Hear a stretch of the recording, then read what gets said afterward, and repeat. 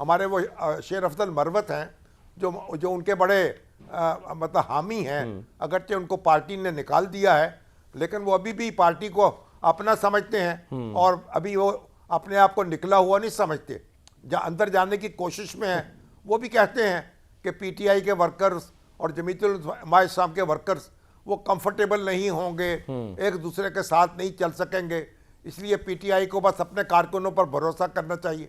तो अली अमीन गंडापुर भी ऐसे हैं और पीटीआई और केपीके के अंदर जो इंतखाबी एक असल में तो इंतखाबी मुकाबला जो है वो तो जेयूआई का और पीटीआई का है ना। जी हाँ, नुकसान भी उन्हीं को हुआ ना, मौलाना साहब को नुकसान भी बराह रास्त पीटीआई से ही हुआ, जेयूआई है।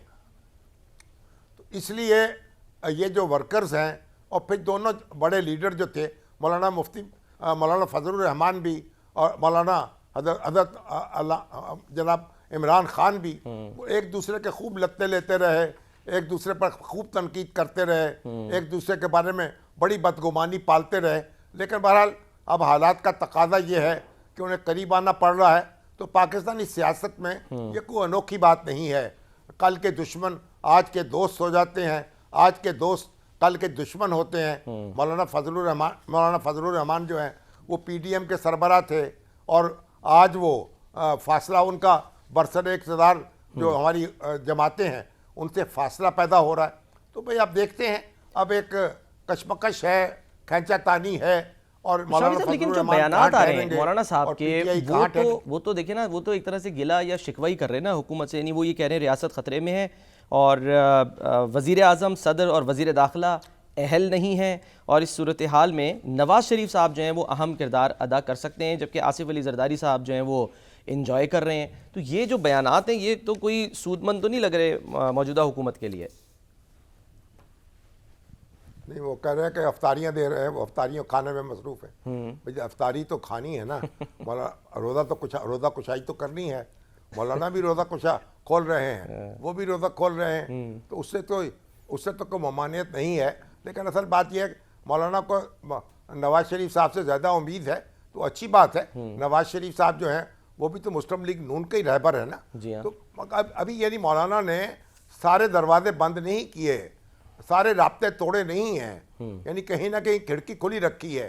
तो नवाज शरीफ साहब से बात हो जाएगी और शहबाज शरीफ साहब से भी कोई बातचीत का दरवाज़ा तो बंद नहीं है ना। शहबाज शरीफ उनके पास हाजिर हो सकते हैं जब चाहें, मौलाना तशरीफ ला सकते हैं जब चाहें।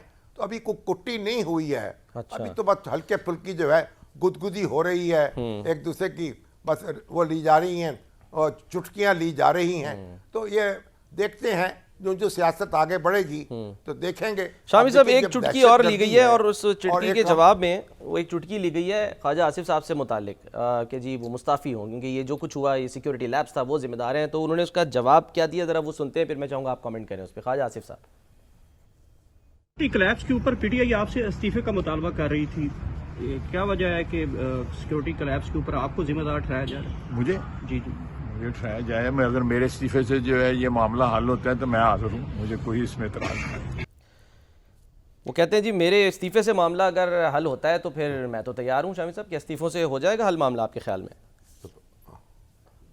ये तो उन्होंने तो पर बात ही ख़त्म कर दी ना। ख्वाजा आसिफ जो है वो भी पुराने सियासी कारकुन हैं, को कुर्सी से चिमटने वाले शख्स नहीं हैं। तो बड़ी उन्होंने भी अपोजिशन में बड़ा वक्त काटा है। उनके वालिद जो हैं ख्वाजा सफदर वो भी फील्ड मार्शल अयूब खां के मुकाबले में खड़े रहे हैं, अपोजिशन लीडर थे पंजाब असम्बली में। तो अपोजिशन के लीडर थे वो उस वक्त अयूब खां के दौर में।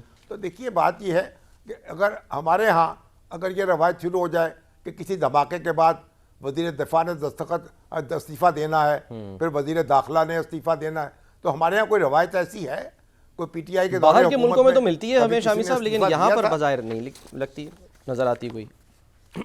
पता नहीं बाहर के मुल्कों में भी धमाके जो हैं, जब 9/11 हुआ और अमेरिका में क़यामत बर्पा हो गई तो उस वक्त वहाँ की किसी वज़ीर ने इस्तीफ़ा दिया। वहाँ के जो कौमी सलामती के मुशीर थे वो मुस्ताफ़ी हुए।